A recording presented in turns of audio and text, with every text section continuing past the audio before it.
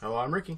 And I'm Joe, and this is Season 2, Episode 16 of the Beer and Broadband Podcast. It should air on October 14th, 2019, and we've got all sorts of things. We're going to talk about stuff that everyone is talking about right now, talk about some old stuff that's been out for a while, but it's kind of new to us, and a new shop where we can get some brews, which is pretty cool. Let's first start with Doc's Cider.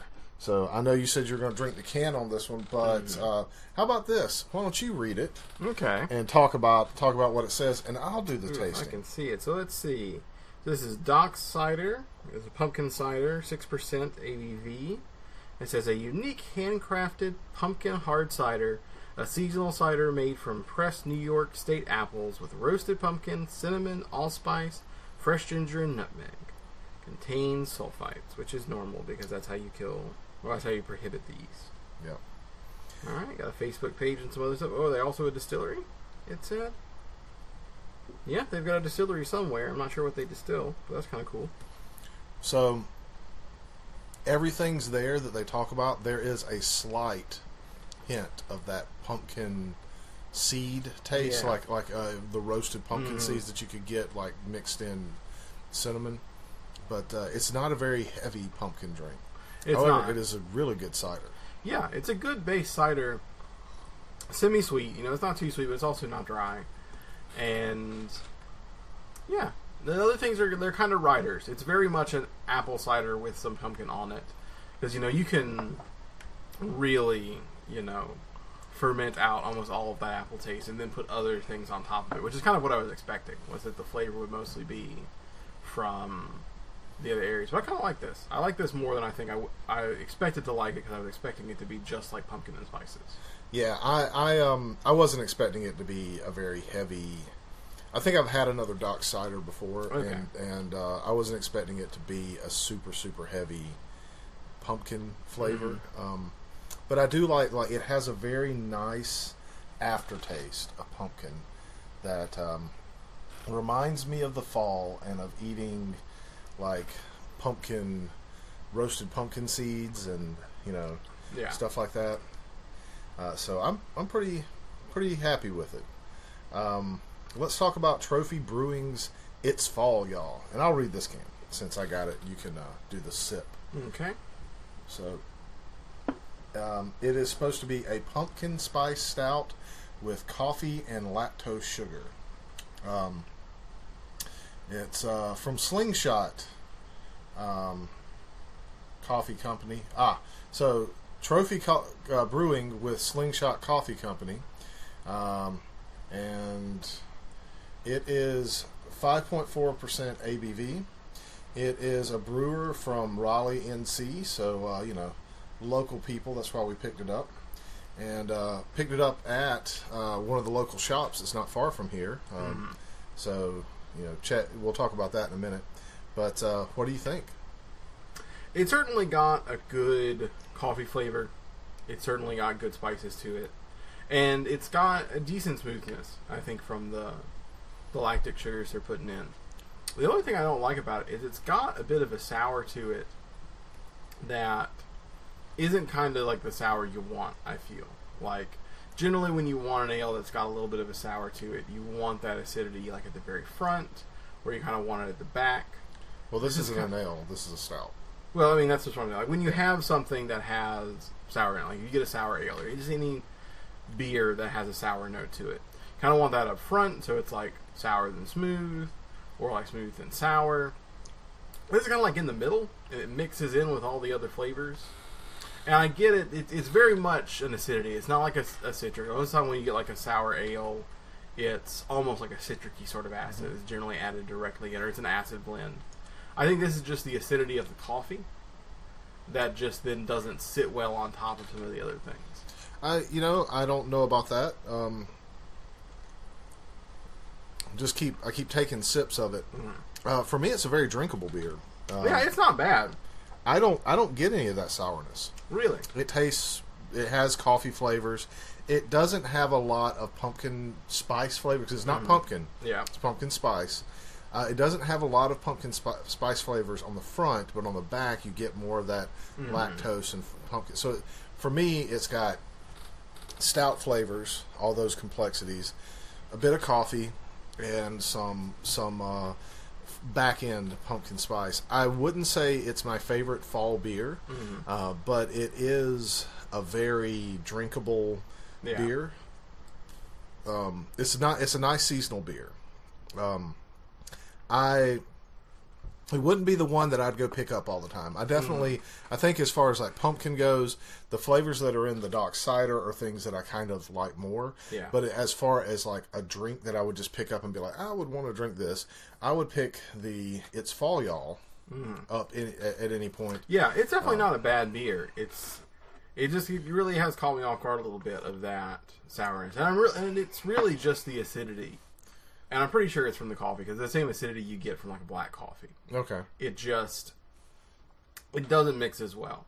And I think that's part of the nature of most stouts. It's like the creaminess you're getting is from the lactic sugars you're putting in later. If you're doing a milk stout. Yeah, which don't have like the fat that cream does. And it's the fat in cream that kind of binds to the acid.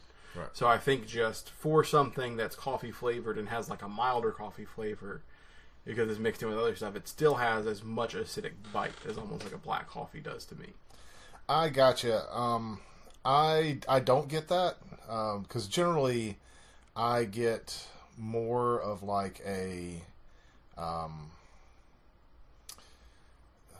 I feel like I'm a little, because I don't like black coffee normally. There are some coffees that I like as black, but generally I don't get that sort of acidic flavor from like creamed coffee, and I'm not picking it up in this, is what I'm saying. Like I'm not picking up the same flavor that you are. So if there is like some sort of bitterness there, it's something that I'm not tasting. Maybe it's the difference between the sniffer and the... Maybe. And I wouldn't even call it a bitter. It's just acidity. It's just, it's just the acidic part of the coffee. Because I drink my coffee black now, and I have for the last... I won't say the last few years always. Like when we go out and study, I'll generally get the larger thing. But when I make coffee at home, I make it black. And we're right now drinking pumpkin spice coffee. My wife loves it. Some Dunkin' Donut blend. Oh yeah, and it very much has that flavor, a little bit of pumpkin spice, and I really like the coffee flavor in this. It has more of that riding acidity than I expected it to. Yeah, so you're picking up more of the acid and the like some of the bitter notes that you get in coffee or maybe the acidic sours that you get from coffee. Yeah, well, acid is naturally sour, the ones that you can taste. Yeah. So yeah, maybe saying that acid is there is a better way to put it, because it tastes sour on your tongue, but it really is the acidity putting it in. So a little bit of a mixed review for this one then. So I don't know. Maybe it sounds like I'm being more critical because like the one part I don't like, but it is a good beer. I'd absolutely drink a whole can of it. If I didn't see one of my more preferred ones on the menu, I'd still order it. It's not the best beer I've ever had. I'll say that. Mm-hmm. But for what it is, if I had something on a set of shelves and I had the choice between this, Miller Lite, and some other things like that, they're a little bit more standard, I'd probably choose this. Okay, yeah, I can see that. So let's talk about Bottle Revolution. Just like a quick disclaimer, they don't, they're a local shop, but I haven't even talked to the people about like podcasting or talking about them on here. So this is just more of a, hey, this is a cool place in town. We're not getting anything out of it for them to, be talked about on air. Mm-hmm. But it's not far away from the Triangle in Raleigh, North Carolina. It's called Bottle Revolution, and if you're in town, you should check it out. It's a small place. It's got a little bar in it. It's got some place to sit around and taste. They've got some beers on tap. It feels very much like some sort of newer kind of place to go and drink beer. It's not really a bar, but it's not really not a bar. It's kind of remember when we went to San Jose and we went to Aviator? Yeah. It's kind of like that. Okay. It's got some nice style to it and everything. They sell some pretty unique beers, especially the ones from the area, and they've got some good seasonal beers too. So if you like stouts and IPAs and things like that, you can go there and get some. I think you can get growlers filled.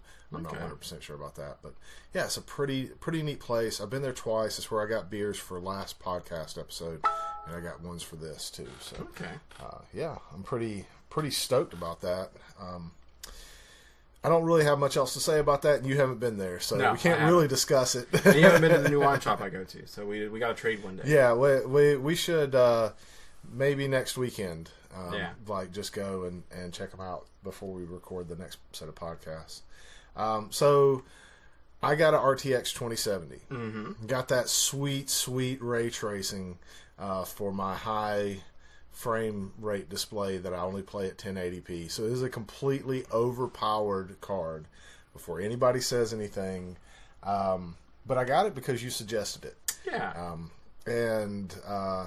So I'm just going to tell you like some of my experiences with it. You really haven't. I mean, I had a GTX 970 in my computer before that, and I have two GTX 1060s, and I really just play at 1080p because while 1440p is like a nice in between, and you get a lot of screen real estate and things like that.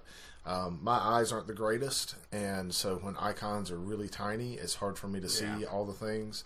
And there's still some programs that I use that don't scale well. Don't scale well, yeah. So with like an Apple computer, this is the one thing that I'm like, okay, Macs do this a little bit better. Their high DPI scaling is a bit better, and it's more useful. But I don't game on a Mac, and I don't really. Aside from, I still haven't replaced the machine that we used to do this. Aside from using it for some tasks where it relates to testing device connectivity for some of my work-related stuff, I really don't. I don't hate them. They're fine machines, but they're not my preferred cup of tea. So. And I hate the new Mac, the new scissor switch clacky keyboard. I really hate that thing. It's that is not. I don't like the way they sound. I don't like the way they feel when I type on them. So, anyways, this isn't about Apple products. It's about the RTX 2070. So I've played streamed some games. I've played a whole bunch. I mean, it was a really easy swap out, which that's the way graphics cards are. But the I mean, it maxes out everything, 1080p, ultra level. I've been playing like Doom and Witcher and some of my older games. I'm really looking forward to when the new Cyberpunk game comes out. Being able to play that on the PC and see how that looks with this thing. But even though it's overkill, eventually I will get a higher resolution. As things go forward, more and more stuff does higher resolution. So for the next couple of years, I will have a monitor that's 240 hertz, but so it does 240 frames per second. I can push it to that, but it also, and being ultra wide, it's great. It's great for ultra wide gaming is awesome, but and for productivity, it's great. Like whenever I'm doing labs or something like that on my main desktop, it's wonderful. But all that said, it is it's overkill. It's not loud though. Like it's running right now. Can't even hear it. My GTX 970 was much louder than the RTX is. That's kind of my favorite change from when we look at where were the GTX cards 10 years ago to where they are today. Because I bought my first serious gaming computer probably in 2009, so almost exactly 10 years ago. And it was a GTX 285, which was the big card at the time. Wasn't that before they changed over to GTX? It was GT 285. Maybe. I don't know now. I thought it was a GTX. Let me look that up. Whatever it was the 285, and it was a jet engine. You turned that thing on and you could hear it in the whole house. And it gamed well, but it pumped out a ton of heat, super loud. So now that we got these cards that you boost them up to 100% and you still barely hear them. That's kind of nice. No, you're right. It's GTX 285. That was right. I believe that was right after they changed over to the GTX. Yeah. From like the GT or whatever. But yeah, I never had that card. Yeah, I went from. So here's the thing. Another reason why I recommend you go ahead and get the more powerful one, future proof, is I hold on to computer hardware for a long time. I do too. I went from the GTX 285 to a 980 Ti, and I had nothing in between. I just ran the 285 into the ground. Didn't you have a GTX 750 at some point in time? Mm-hmm. Oh, I thought you said you did. No, just went straight from 285 to the 980 Ti. Yeah. Well, I mean, I have that 970. I've been using it. I had it for a year and a half before you got your 980 Ti. Mm-hmm. And I've been using it since pretty much it came out. I was one of the. Yeah. I got that MSI card around the time they came out. This is the most I've ever spent for a graphics card. I mean, every other cards I've always bought, it's been somewhere between $200 and $350. I think my GTX 970 was $365 or $370. Or I'm sorry, $270 or it might have been $299. At max, it was like right at $300. I don't remember 100%. Yeah. I know that at that time was the most I'd ever spent on anything that was like a graphics card or gaming related. And I think my whole system was like $1,200 or $1,300 with that. This was like $480. Oh yeah, they get expensive now. I think that's the thing that's really held me off on doing certain updates is that the new card drops and it's like, oh man, look at all this cool stuff it has. It's also $800 to $1,000 when they're brand new. And it's like, wow, that's no. Well, I mean, exactly. I'm not going to buy a 2080 Ti or a 2080 Super, but even the 2080 is like $800. Yeah. And the RTX 2070, when the Super dropped, it went down a little bit in price. It like got $50 off, $60 off, but it really didn't drop in price. Yeah. Now the 1060 dropped a little bit in price compared to the 1660 and the 1660 Ti. And there's supposed to be a super variant of that coming out pretty soon. So those cards, I considered getting the 1660 instead of the 2070. But, I mean, ultimately, I also considered getting the 2060 instead of that. Because I don't SLI game, and I'm only doing 1080p.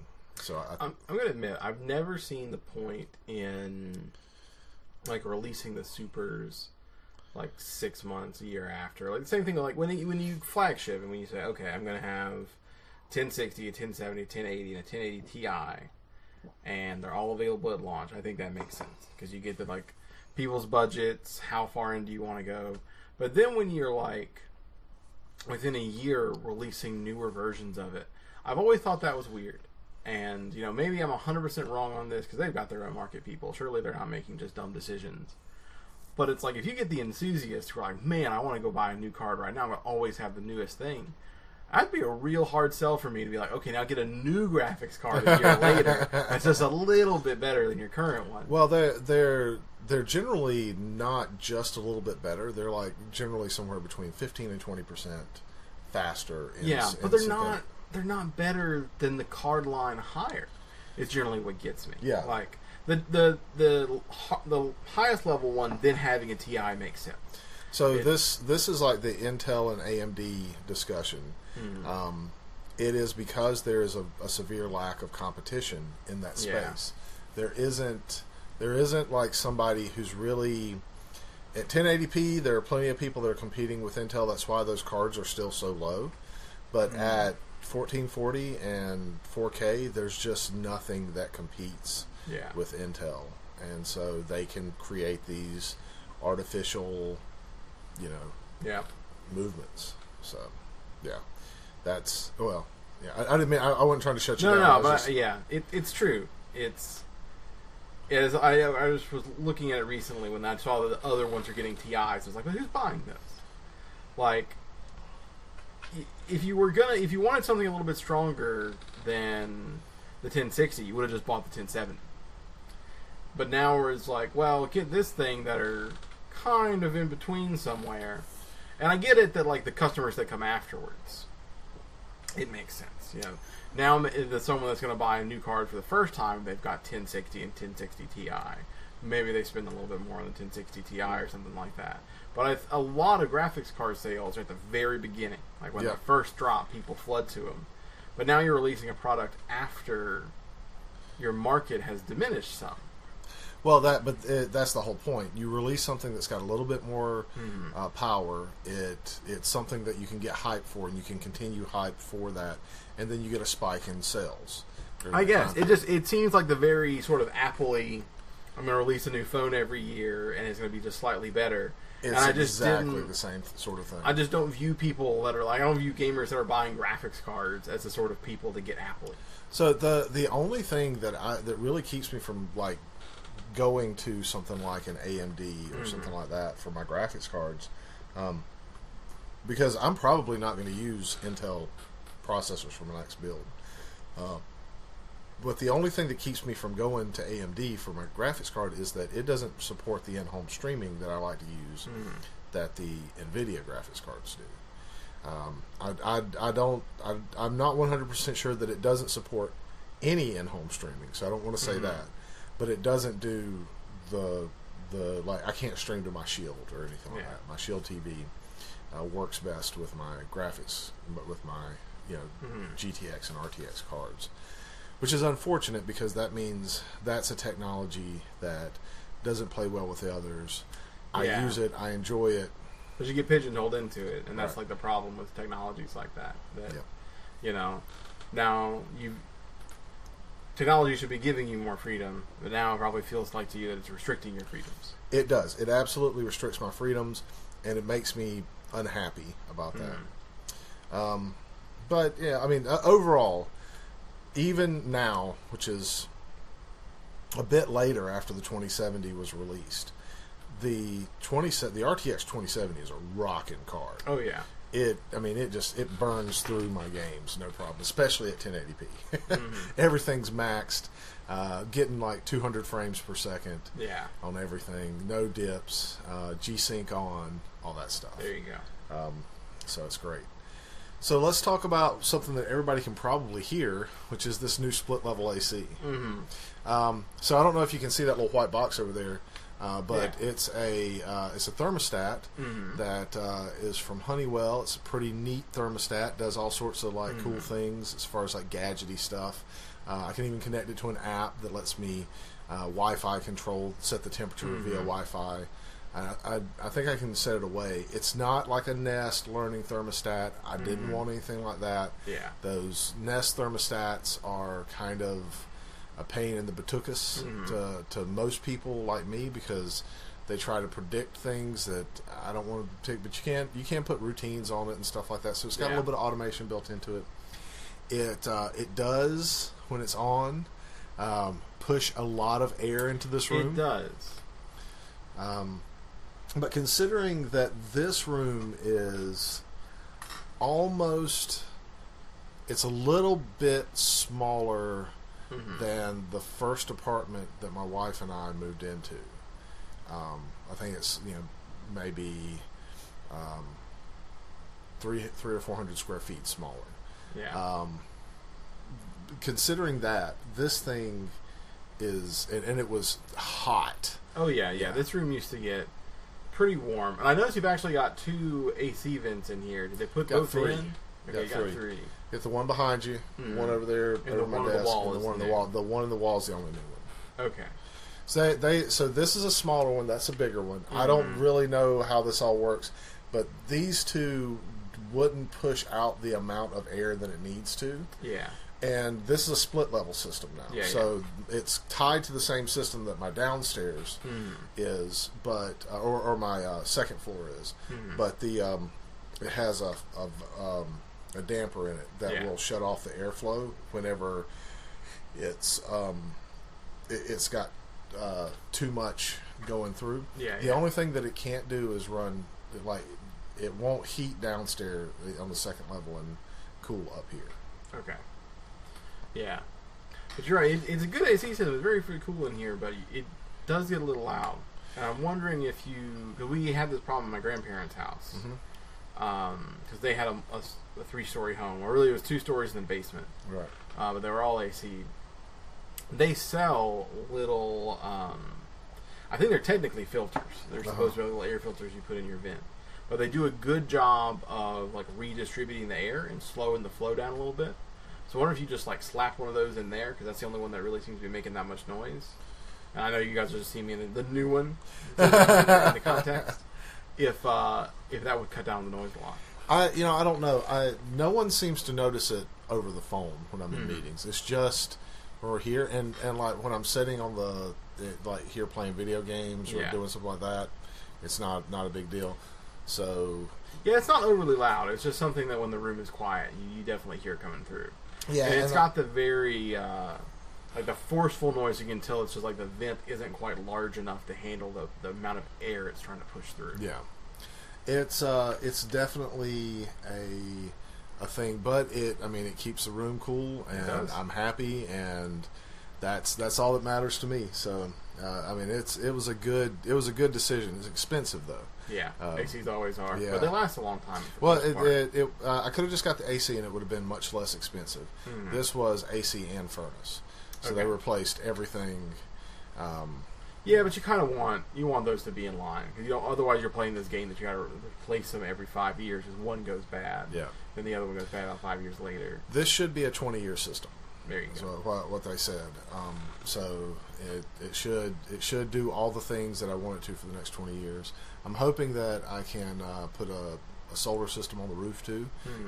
So got some plans to be able to make some of that work a bit differently. But I might even be able to take out the things that make my room a little darker and just tint the windows and still keep my skylights up here. So to keep my room a bit brighter up here. Don't know about that. We'll see. Well, you wouldn't have to worry about the heat as much anymore. So yeah, well, I don't have to worry about it at all. It'll keep this room cool, and I'll probably, unless it's a particularly cold day, I'll probably let the second floor and this do something where it'll do heat and AC. It'll just keep it like at a temperature where it'll heat it up or cool it down. I'll probably set it like 65 in the winter, and see how that works. But yeah, it ended up being a pretty good thing. So I'm happy with the split level AC. If you've got an office on the 3rd floor and you live someplace that's warm, and I know that there are people that worry about like the environment with having air conditioners and things like that. Look, I'm not suggesting that everyone has this. I'm just saying in a place like the American South, where or India, if you have the option to do those things, I cannot recommend it enough. If you're in a spot that is too warm. Yeah, and here's the thing. I mean, even if you're in a normal place, you're saying, "Oh, well, I don't want to have as much AC." I would be much more inclined to drop the AC on your bottom floor, because that's your coolest floor. Yeah. The problem you're going to get with a 3rd floor without any AC at all is all the hot air just moves up, and it just starts accumulating. And I don't know if you've got even an attic above this, but it accumulates there, and so you don't even have that's the only attic space. Yeah, so you don't even have like a higher level for it to go to. No. If you didn't have anything, this room would get to easily 80, 90 during the summer or higher. Without AC, when that went out, this room was like 105. Yeah, it gets crazy. Yeah, it was hot up here. I had to turn off all the electronics to keep them from overheating. And when we had the old AC unit in, it wasn't cooling this room properly, so it was always 10 degrees warmer up here than it was down below, which was just miserable. I'd have to make it, 65 to keep it at 75 up here, which is terrible for everybody below us. So, and also terrible for my electric bill. So, Playpass. I subscribe to it, like I said I would. $2 a month. Don't mind spending $2 a month for an experiment. It is true they have apps on top of games the majority of everything that's in there are games, and they have, like 300 apps that you can use. 95% of them are games. Some of them are utilities that you can use.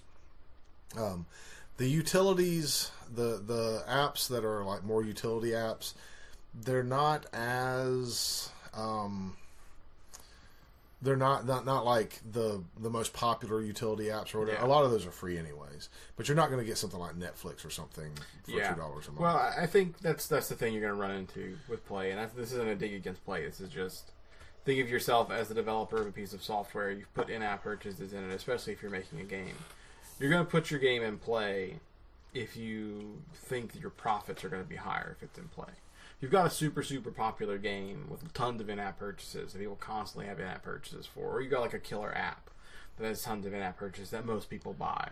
You're not as inclined to go to something like Play.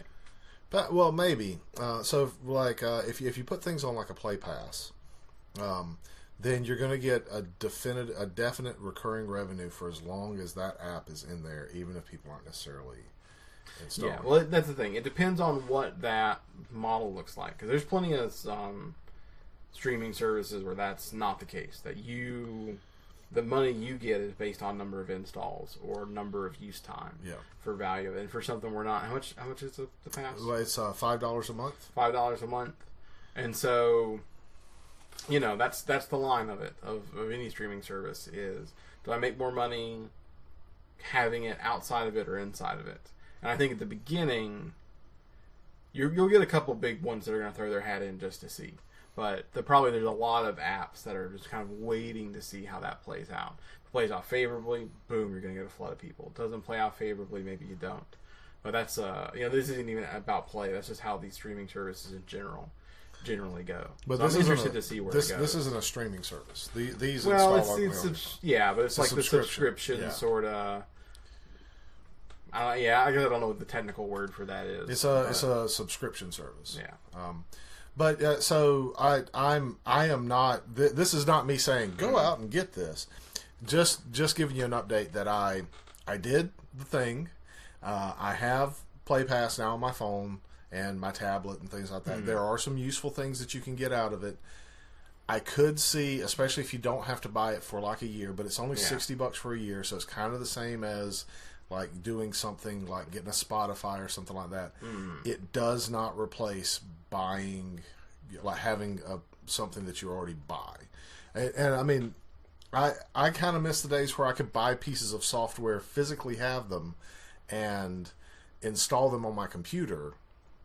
Because I actually, like, even if that software company decides that they're not going to have that software anymore, or they're going to go to a next version of it or something like that, I still have that software, right? I wish I could do that with phones and things like that. Yeah. Well, that reminds me, I was reading this a little bit ago, someone reminded me of the time period when Flappy Birds got taken off the App Store. Yep. And people were selling phones that had Flappy Bird installed for like thousands of dollars. Yep. Because you couldn't get it anymore. And that's just a weird thing. But it's also at any point, that app person can decide that they don't want to have their app on the store anymore, and it doesn't matter what purchases you made. It doesn't matter what downloads you have of it. It's gone unless you just happen to have that copy on your phone. Yeah, exactly. But even then, now that everything's server enabled, it probably wouldn't work anyway. Yeah, exactly. If they shut down a service or something like that, MMOs, things like that, they're fun for a while, but they're very ephemeral. Yeah. And so, unless you get a private server that you can stand up and play, which there's some debate as to whether or not that's even allowed and legal. However, for $2 a month, it seems like a decent deal to be able to have some pretty good games. They've got like Stardew Valley and some other things like that are really good mobile games. They're also very good on the computer. So I prefer to play them on PC. I actually have kind of a Stardew Valley addiction. I play it on PC. I have it on my Switch, and I have it on my PS4. There you go. And I've avoided it because I'm worried I would like it too much. Oh, you would? Because I used to play like Rune Factory and stuff like that all the time. You would love Stardew Valley, and it has a multiplayer component for PC. Oh, really? So you and your wife could play it together if you wanted to. Kind of like a better version of Animal Crossing. You know how people would play Animal Crossing together and like do stuff. So yeah, I can't recommend it yet because I haven't had it long enough. But I would say that if you're interested in it, now is the time to try it out, because it's the cheapest it's probably ever going to be. It's never going to be free, and you can grab it, you can use it, and play around with the stuff that they have on it. And it looks like they're adding new stuff to it. So, okay, yeah, it's got some neat stuff, but it is by no means a replacement for buying the apps that you want to have. Yeah. You know, period. So let's talk about the big thing that we're going to talk about, which is the American company and China drama. Now, before we go into this is not about politics. Anyone that wants to listen to this, whether you're regardless of what side you're on, there are people on both sides of this. Whether it's they think they should be part of China, or they think they shouldn't be. There's Taiwan, Hong Kong, some of the other places that China says is theirs, and those people say no. Yeah. And there's like some problem there. But specifically, from a technology standpoint, and from like I guess, corporate ethics, because we both kind of work professionally in this space. Where do you have your where at what point do you say I'm either not going to get involved in this because it is not my place to get involved, or like this group of people over here are the people that really kind of made me what I am, and they pay and have been paying my bills for a while. And while I know if I really try to appease these people over here, I'm going to get more profit in the future. However, if I make these people angry, they may not stick around. Yeah, there's a certain amount of hubris when you're an Apple or a Blizzard, an Activision, which Blizzard and Activision are the same company, or a Disney, like when you think, oh, these people will buy my stuff no matter what. So the talk that I'm putting out there and getting your opinion on is, so where, at what point is it not okay to be a company who they set their policy that's just based on profit? Where do you stop? Yeah. Well, okay, so this is going to be probably a mix of popular and unpopular opinions for me. On one hand, as a company, I understand your point of existence is to generate revenue. Your employees go off of that revenue, your stockholders go off of that revenue. The whole point of a company is to make a product and to make profit, unless you're registered as a different type of company, like a nonprofit or a charitable or something like that. I think we hit a point where, China invests a lot of money outside of their own country. They're one of the biggest in the world, even more than the U.S. The U.S. money is not as fluid as Chinese money is. When you look at some place like Blizzard, that 40% of their player base is in China, that suddenly becomes I don't know if you can have the argument of, well, I'm trying to appease people for new money. I mean, that's current money. When your player base is 40% in China, that's, that is your player base. Well, it's a lot of their player base that's in China are not for their the games where they get a lot of recurring revenue. Most of that stuff, it's 40% of their profit comes from gaming. It is 40% of their profit, but they're not playing necessarily the games that. That's true. They might not play the same game that you play, or they might, they're doing their own thing.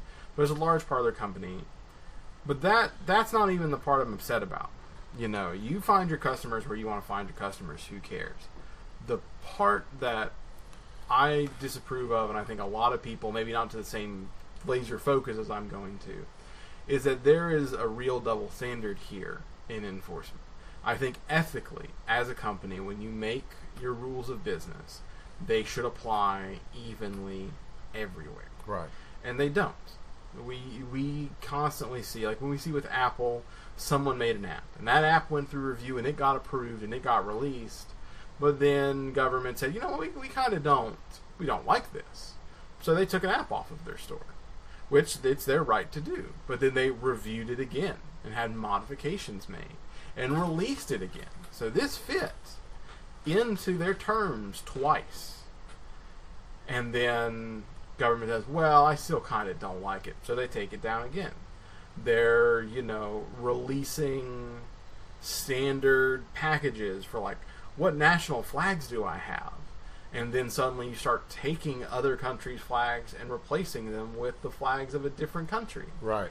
That's kind of shady. Or when we hit on Blizzard and we're talking about, well, they suspended this guy and they took his prize money, which is 100% within their terms of service, but they're not applying it evenly. Exactly. The BlizzCon last year, they had the whole thing that they did where they had the entertainer during the concert, or was it the year before last? I can't remember. One of the where there was a big thing about the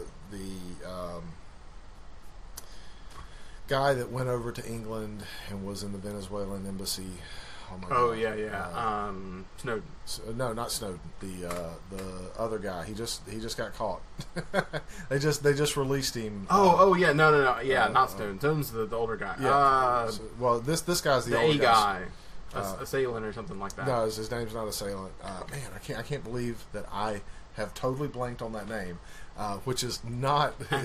No, I know who you're talking about. That. Assange, Julian Assange. Yeah, it was the A guy. Yeah, so Julian Assange, like during their broadcast like globally for BlizzCon, they were sitting there talking about, like, they had a guy on there making comments about that whole thing the whole time, trying to be funny and make jokes about it. It was very political.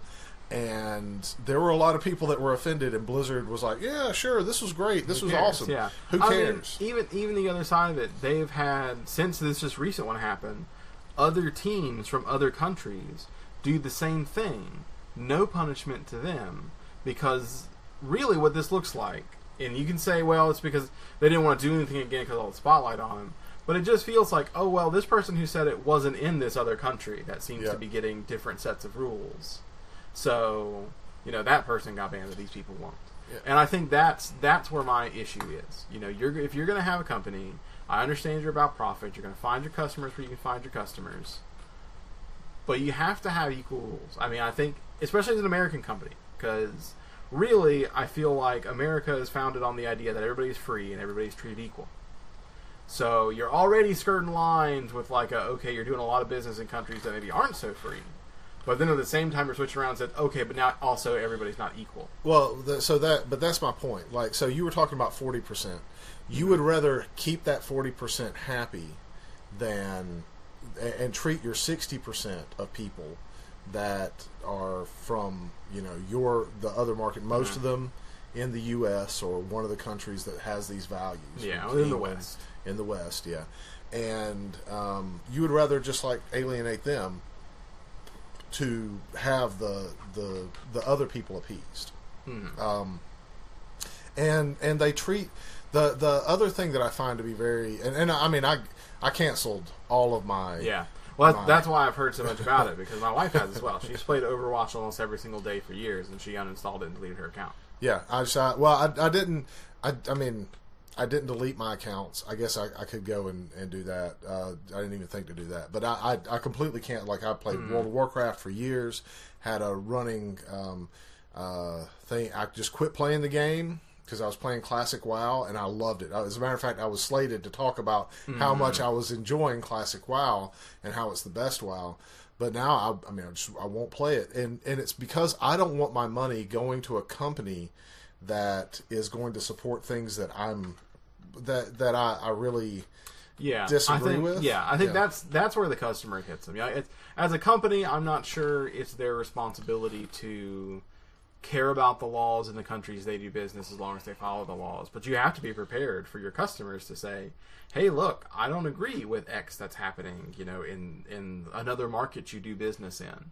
And so I'm not going to purchase your products. I mean, that's been a big thing that, like, even before this sort of stuff, Apple and Nike have been fighting with how do their factories work. You know, there comes a point here as a customer, you 100% are allowed to say, you know, I don't like X practice you do.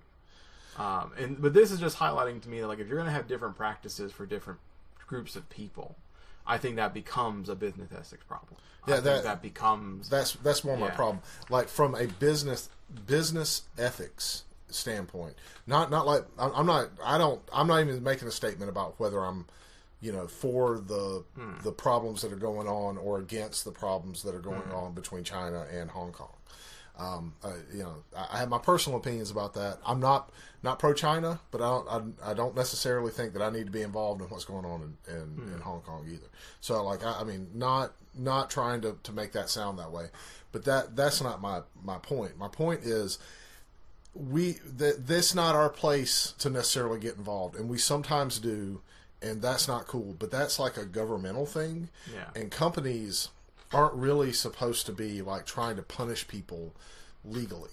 Ethically, I find that problematic. If you want something legally done, you go to a government, you let them do that. Companies should not be in the business of running a government, and sometimes that happens, or like making legal decisions for things, or trying to punish people to make them act or behave a certain way. And when that happens, I'm like, hey, you know, if I was your employee, how would you treat me? And and as your customer, do you think that I'm the same sort? Because this guy was a customer too. Do you think that I'm kind of the same way, where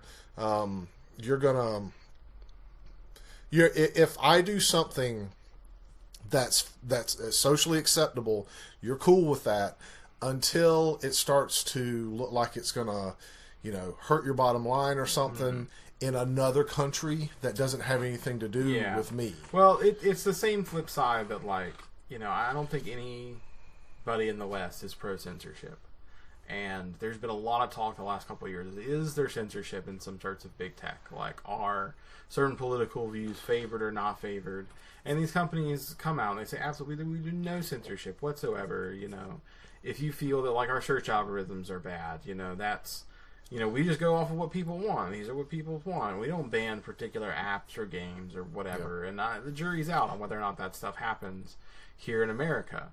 But when those companies that say, absolutely, we would never do that, that's against our core values, oh, but wait, hey, let's just go do this thing in China real quick. Like, that's not equal apply. Yeah. And it's a hard time to trust a company to say that they support your values when you see them immediately turn around and support a different set of values. And exactly. And we both agree on that. And, I mean, I can't sit here and say from a technology standpoint, you know, we're thinking about, like, a company should be doing things that protect the environment. A company should be trying to make the world a better place. I mean, even like a video game company should be trying to, you know, hey, we're going to try to make our servers greener. We're going to try to have more solar power.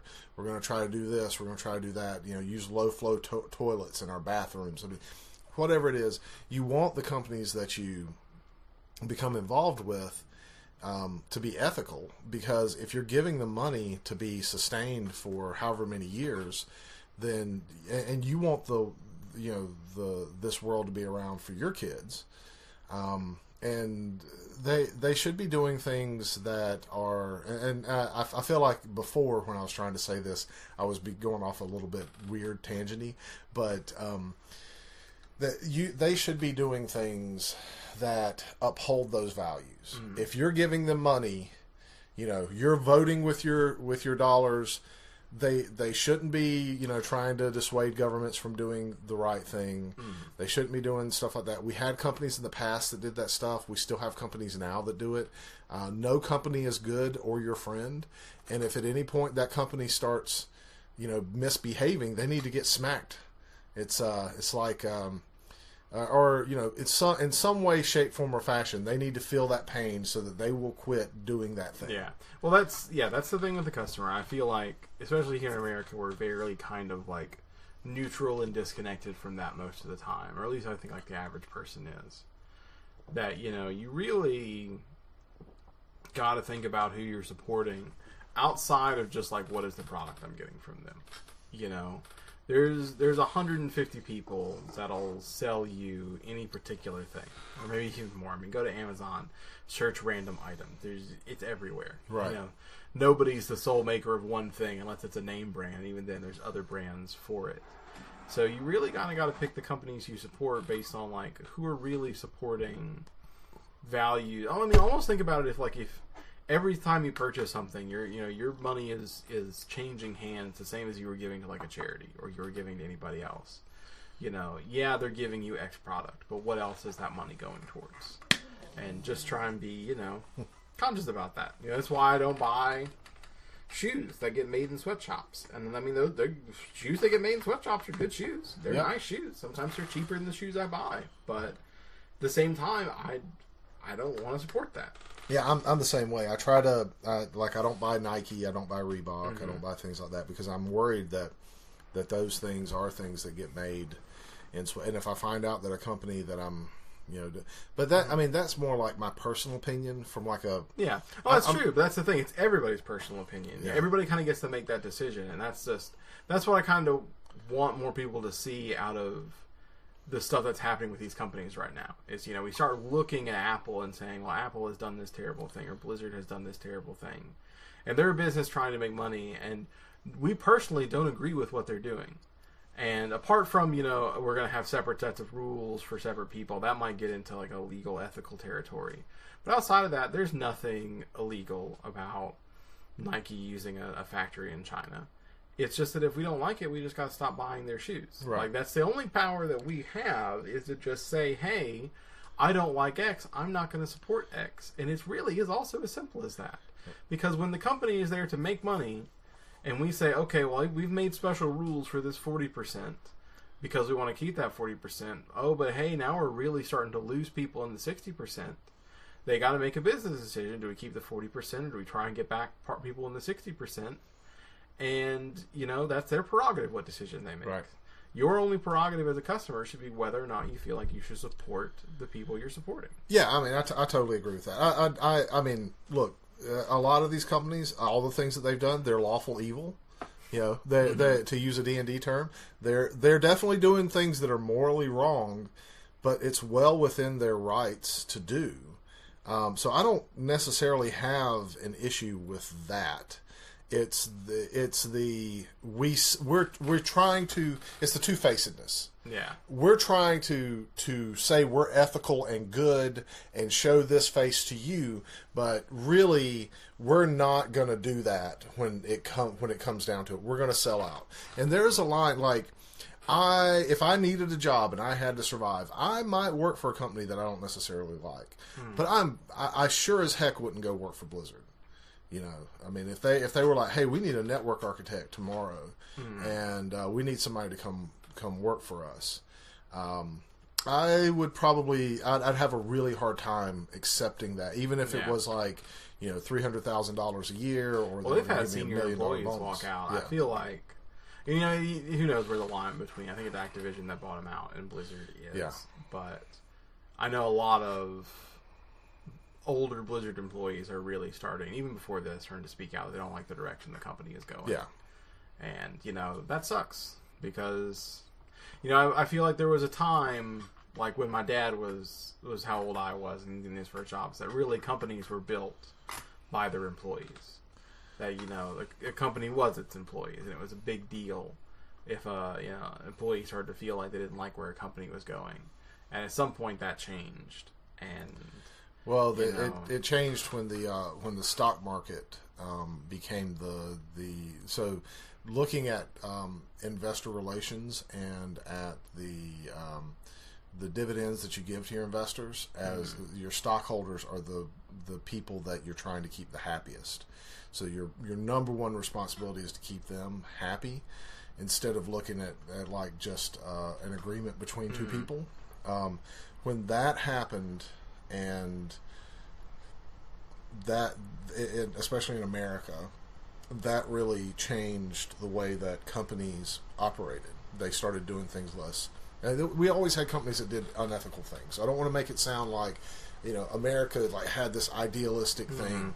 We had reporters that told lies, we had bad things, but the values that we had, where it came to what most people wanted to uphold, were very different during those time periods. And so at the point where a company became publicly traded, that is generally a sign that they are switching from being concerned about what is necessarily right or fits in the values that they've always had, to their value is just for stockholder profit. And they may make some really shady decisions at that point, or make some completely unethical decisions just to keep the stockholders happy, so more people will buy stocks and they'll get more of that revenue that way. Okay, so that's a depressing thing to end on. So vote with your whatever you want to do as a consumer is up to you. Definitely not make any political stances here. Just vote with your dollars. It's your money, and you got to just treat it like this is not money they deserve because they made X product. This is your money you're choosing to give them. And just think about it as if you were just giving a random person in the street money, or you were donating to a charity. Apart from the product you receive for donating, do you support the things they do? Sometimes it's sad when they do crappy things, but it's better to step away from it. And from a technology and I think everything wraps up into this, from a technology and kind of like standpoint of someone who's looking at it from that angle. There is a certain amount of ethics that you have to have, and when you can't be ethical to the group of people that pay money to you to do whatever, or people that like really promote your product, or the core things that made your product what they are, because somebody doesn't like it and they can give you some more profit in the future, or are currently contributing to your profit right now, that is generally a way of alienating the people that have supported you because they've liked the way that your company was doing business. All right, so this is the Season 2, Episode 16, Beer and Broadband Podcast. We'll be checking you out next time. We do have a Twitter, so if you want to contact us through Twitter, we'd love to hear you. Otherwise, we'll talk to you next week. Thanks.